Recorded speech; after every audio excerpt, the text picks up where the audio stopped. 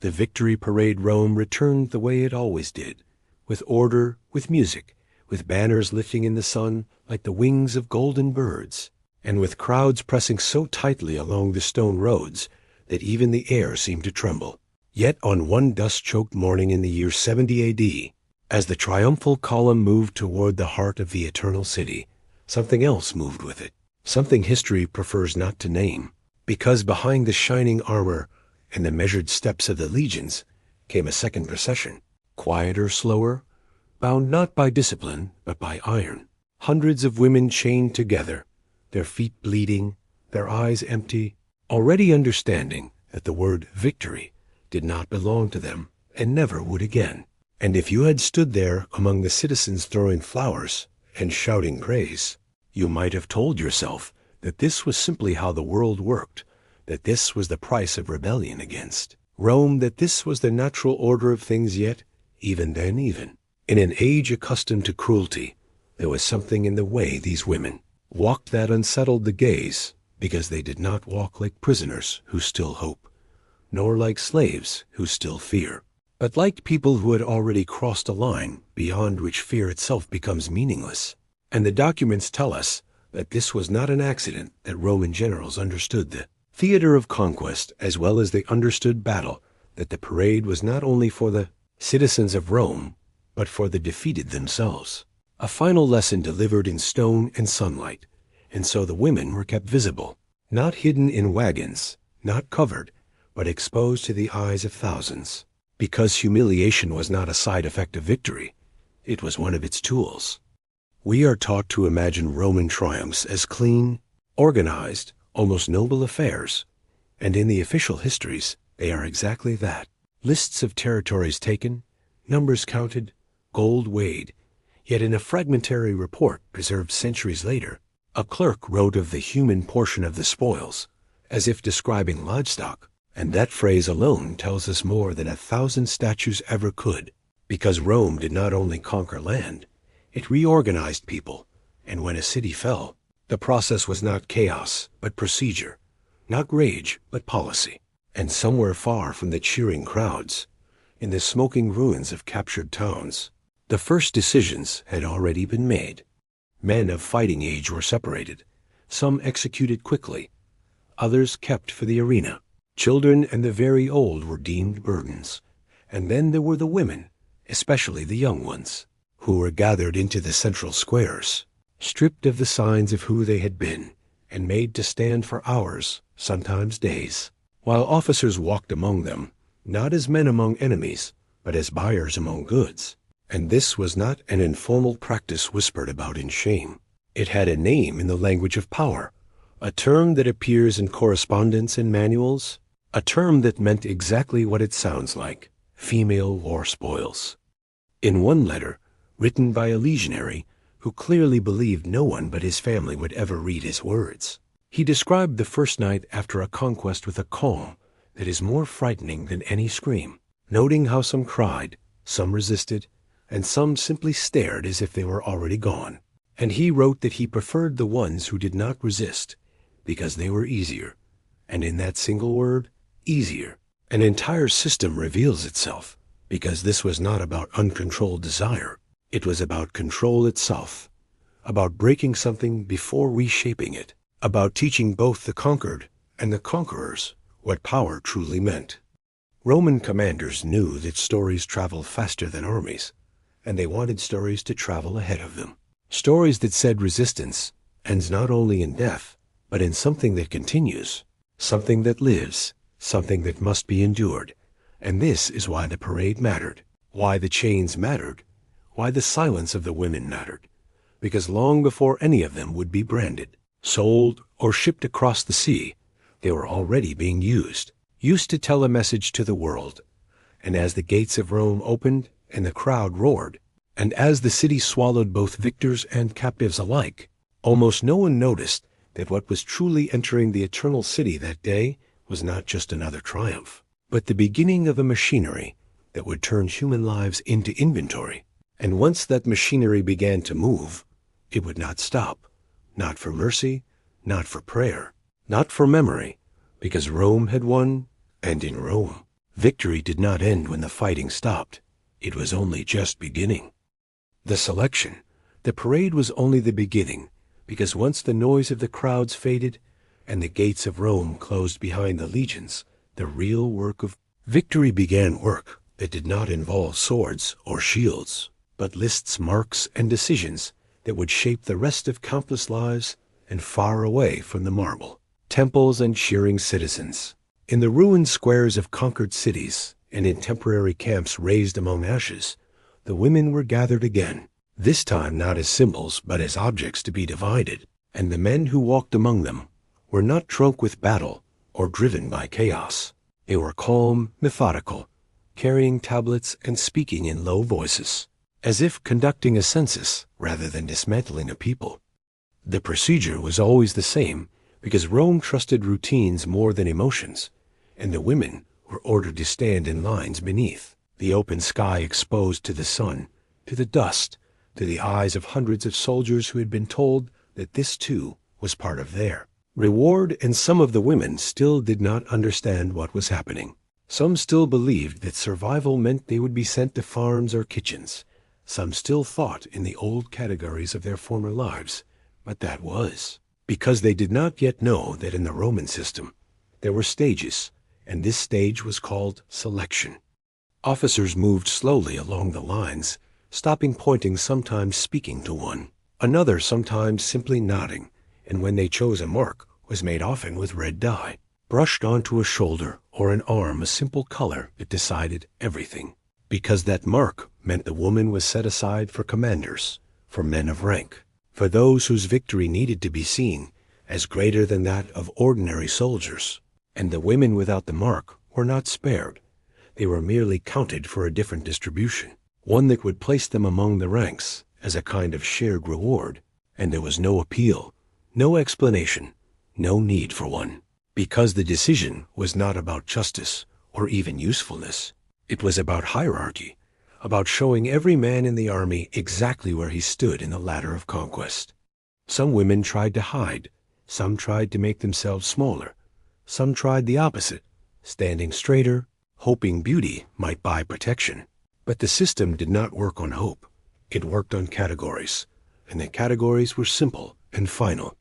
Ancient manuals and letters refer to this process with an administrative coldness that is difficult to read, even now using words that belong to warehouses and shipments rather than to human beings, and one fragment mentions that taxes were even calculated on this portion of the spoils, as if the state itself reached out a hand to take its share of what was about to happen.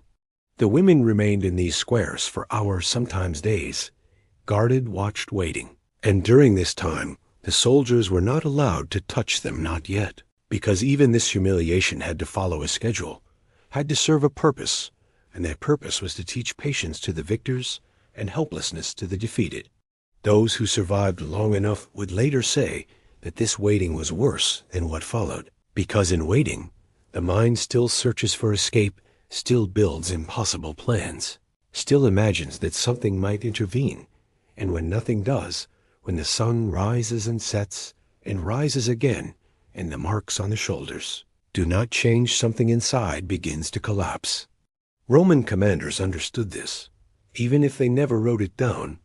because the empire was built not only on roads and legions, but on the careful study of how to break resistance without needing to fight again. There is a reason that rebellions often ended not with treaties, but with examples, and this was one of those examples, repeated from province to province, from generation to generation, until it became as normal to the machinery of conquest as the counting of gold or the measuring of land. When the final lists were made, when the marked and the unmarked were separated, when the numbers were recorded, only then did the next phase begin, and that phase would erase the last illusion that these women were still prisoners who might one day go home, because from this moment forward, they were no longer seen as people who had been defeated, but as things that had been acquired, and the road that lay ahead of them was not a road back to life, but a road deeper into a system that did not recognize the word enough, a system that had already decided that whatever had been taken in victory could be used, and used again, until nothing remained. The march of property. Once the selections were finished and the lists were sealed, the women were no longer spoken to as prisoners, and not even as slaves, but as cargo, and this change more than any chain or blow marked the true beginning of their disappearance from the world they had known, because a prisoner can still imagine release, but cargo exists only to be moved, and so they were gathered in groups, bound together at the wrists and necks, and ordered to begin the long walk toward the sea or toward the great roads that led deeper into the empire. And the men who guarded them did not shout much, because shouting is for controlling people, and these were no longer considered people in the eyes of the system. Before the march truly began, another ritual took place, quieter, faster, and in some ways even more final. The branding, hot irons pressed into skin to mark the legion and the campaign, symbols burned into flesh so that ownership could never be questioned and escape could never be clean, and some were marked on the shoulder, some on the arm, and some, especially those already judged difficult, were marked on the face, because Rome believed that a reminder should be visible, and the smell of burned skin followed the columns for days afterward, mixing with dust and sweat and the slow, heavy silence of people who were learning that pain had become routine. The march itself could last weeks or months, depending on distance and weather, and it followed the same roads that merchants and officials used, the same stone paths celebrated for their order and efficiency, yet for those who walked them in chains, the roads were something else entirely, a moving corridor of exhaustion, hunger, and quiet deaths, because rations were calculated not for comfort, but for survival, just enough to keep the column moving, and anyone who fell too far behind was not lifted, not waited for, but simply removed from the count, and the guards wrote down a new number and kept walking. Villages watched these columns pass, and people learned to look away, because even in a hard world, there are sights that bring trouble to those who stare too long. And sometimes children threw stones, sometimes bread, sometimes nothing at all, and the women learned that even pity had become dangerous. At night they were tied together in tighter groups, lying on bare ground, or in open sheds, and sickness spread quickly because chains do not allow distance, and despair does not allow rest, and some began to whisper that those who died were the lucky ones, because death at least did not continue. Roman treatises written for estate owners and administrators discussed these marshes in the same tone used to describe the transport of animals, noting acceptable losses and advising on how to reduce waste. And one such text, coldly practical, suggests that losing a fifth or even a third of a shipment during long transport was unfortunate but normal, a line that reveals more about the empire than any speech about law or civilization ever could. When the columns reached the ports or the great river crossings, the survivors were herded into warehouses, the same buildings used to store grain, oil, and wine, and there they waited again, sometimes for days, sometimes for weeks, until ships were available or convoys were assembled, and during this waiting they were counted, inspected, and counted again, as if repetition might turn them fully into numbers.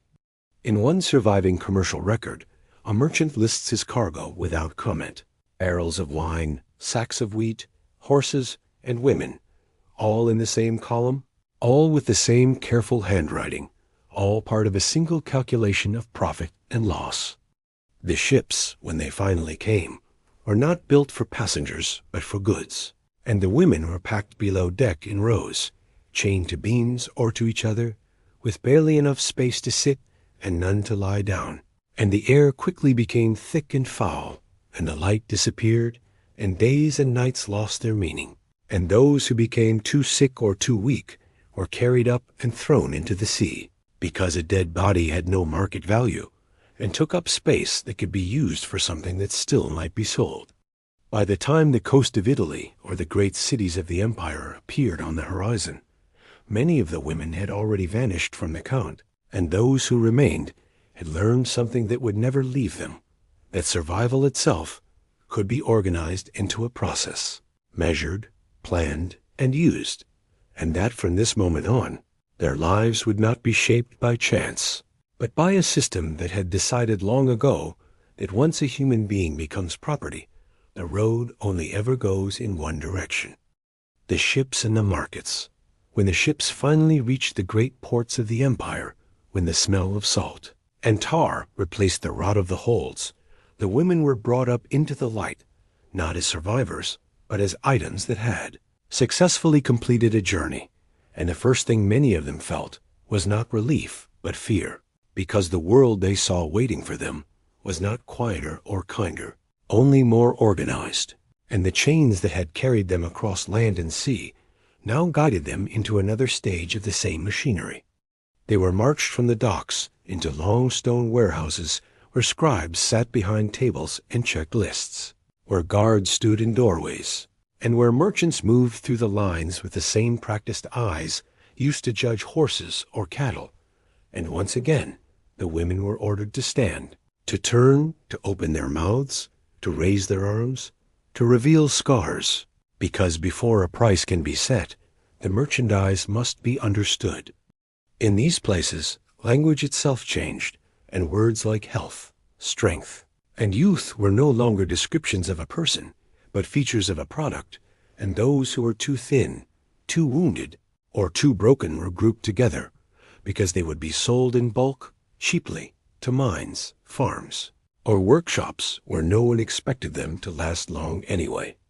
The others were washed, sometimes oiled, sometimes given rough tunics, not for dignity, but for presentation,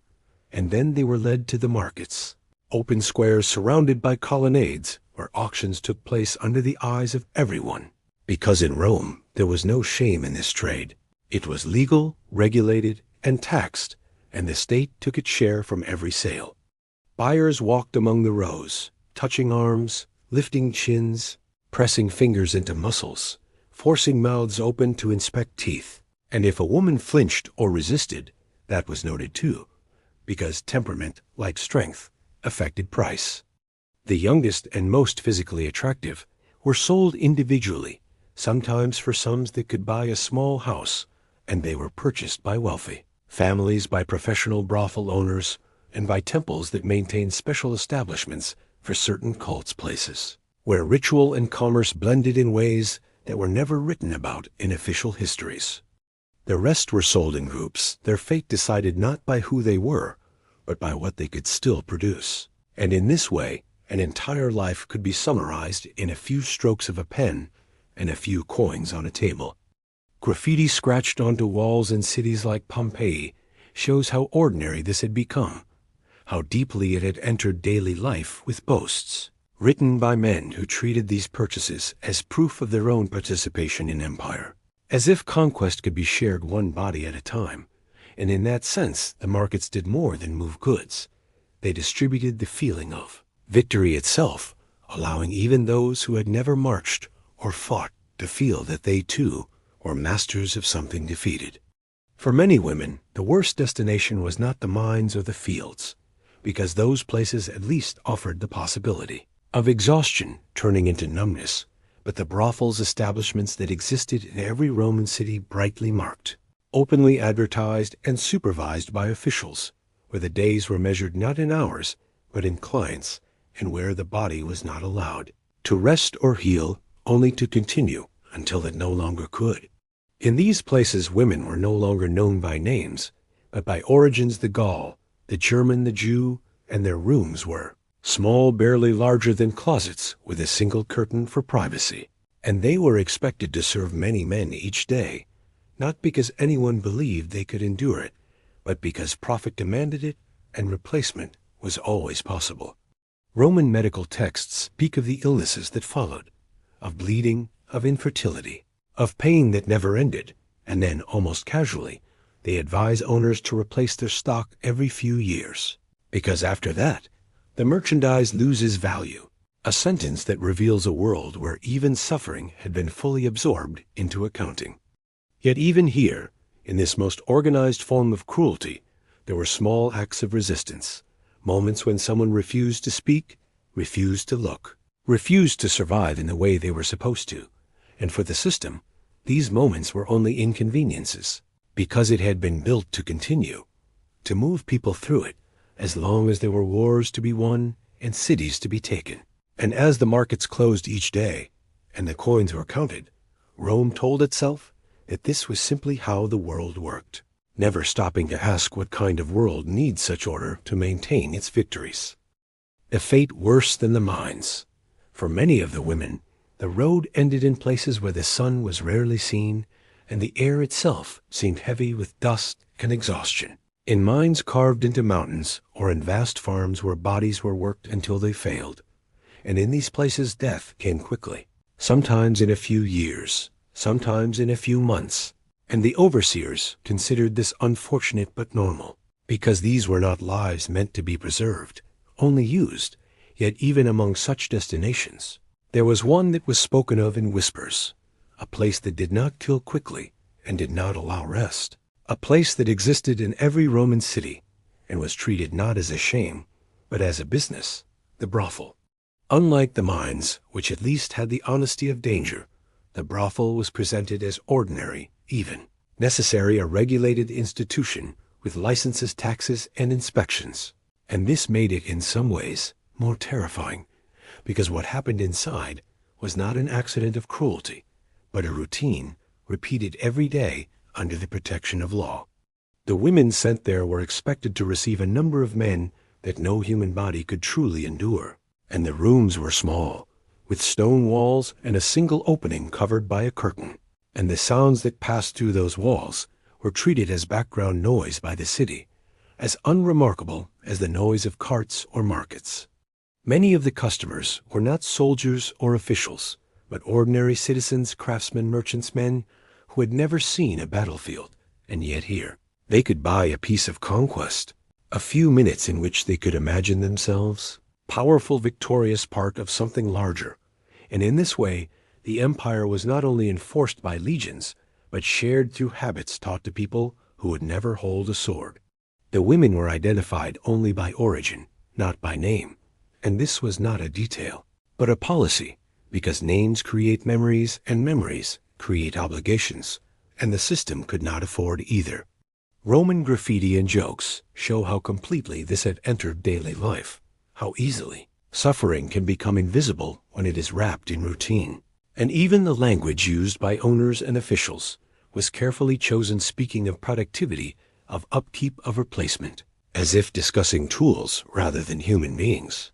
Medical writers of the time described the results with cold precision: the infections, the bleeding that never quite stopped, the bodies that aged and broke far too quickly.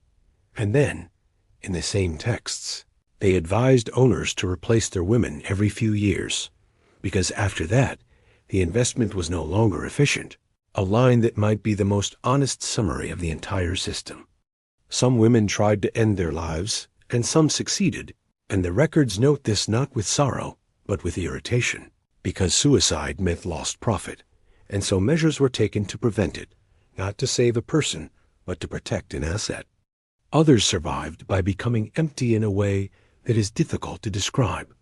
learning to separate the body from whatever was left of the self. And in this emptiness, the days could continue without breaking, though nothing else remained. A very small number were eventually freed, either because an owner grew tired of them or because someone purchased them for a different purpose. But freedom did not erase what had been done, because the brands remained, the memories remained, and the knowledge remained that at any moment, under different circumstances, the same thing could happen again. What made this fate worse than the mines was not only the pain or the length of it, but the meaning, because in the mines, a person was used until they died. But in the brothel, a person was used to make others feel victorious, to turn humiliation into entertainment and domination into habit. And this meant that the conquest never really ended. It was repeated every day in small rooms across the empire. Rome liked to think of itself as a civilization of laws and order, and in many ways it was. But here in this perfectly legal and perfectly organized trade, one can see what that order was built to protect. And as long as wars continued and new provinces were added to maps, there would always be new women to replace the old, and the machine would keep turning quite efficient and completely certain of its right to do so. The silence that followed, when the noise of the markets faded and the records were filed away, when the women had been scattered across mines, farms, houses, and brothels, something else settled over the conquered lands and even over Rome itself, something that does not appear in triumphal speeches or on carved columns, a silence heavy and complete. Because systems like this do not only consume bodies, they also consume stories, and the most dangerous thing a victim can possess is a voice. Almost none of the women left written accounts, not because their suffering was small, but because the world they were thrown into did not allow memory to become words. They did not speak the language of their conquerors. They did not own wax tablets or parchment, and even if they had, who would have listened? Who would have preserved it? Who would have believed that something so ordinary to the empire could be worth recording? And so history, which likes to think of itself as a collection of facts, became in this case a collection of absences, a long list of names that were never written and lives that were never counted. Yet even in this silence, a few cracks remain, and through them we can glimpse what the system tried to erase. One of those cracks is the story of a woman remembered only because she later became part of another story, a slave from Gaul who appears in early Christian writings, a woman called Blandina, and when she was questioned years later, not about Rome, but about her faith, she spoke about her past in a way that was not meant for comfort or drama, but simply as a statement of what had already happened to her. A fragment preserves her words, and in those words, she says that she had already died many times before anyone ever threatened her with execution, that she died when her village burned, when she was chained on the road, when she was locked in the ship's hold, and when a Romang first called her property. And in that sentence, one understands something essential, that the destruction was not a single event, but a process, not a moment, but a transformation, a gradual removal of everything that once made a person feel real. When she was finally executed in the arena, the crowd saw only another spectacle, but her words survived, and they tell us more about the empire than any law or monument ever could. There is also a brief and almost hidden record of a small rebellion of enslaved women in a rural part of Spain, a line in a report that speaks of unrest, of several women attacking an overseer, of swift punishment, and of order being restored. And that is all. No names, no reasons, no questions. And yet, even this tiny note matters, because it reminds us that the system was never as complete as it wanted to be, that even in the deepest exhaustion and fear, something in people still resists, even if that resistance is crushed and forgotten almost immediately. Rome liked to think of itself as eternal, as the final shape of civilization, and in many ways it succeeded in making its version of the world seem natural, inevitable, unquestionable. But the price of that feeling of inevitability was paid by those who were never meant to be remembered. The greatest victory of the system was not that it could take everything from someone, but that it could then make the world forget that anything had been taken at all. When modern historians look back, they can count the battles, measure the roads, read the laws, and admire the engineering, and all of that is real. But behind that visible history lies another one. History made of silences, of missing voices, of lives reduced to entries in shipping, lists and medical advice on when to replace worn-out stock. And this is why the story does not truly end with Rome, because the idea that a human being is human only as long as someone stronger allows, it did not die with the empire. It simply learned new languages and new justifications. The women who walked in chains 2,000 years ago did not leave monuments. But their absence is itself a monument, a reminder that whenever power is allowed to decide who matters and who does not, the same machinery can be rebuilt, and it will always claim, as Rome did, that this is just the way the world works. And the most frightening part is how often the world agrees.